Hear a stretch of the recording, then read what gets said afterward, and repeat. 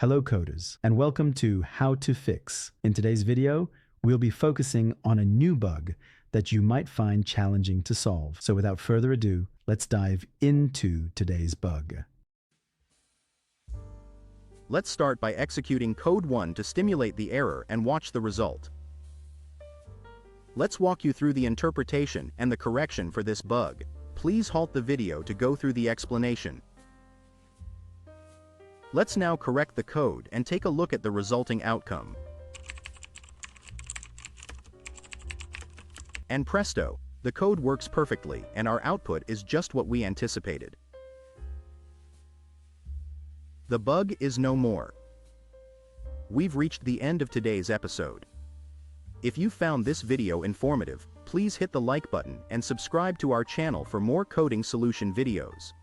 Stay passionate, never stop learning, and enjoy your coding journey.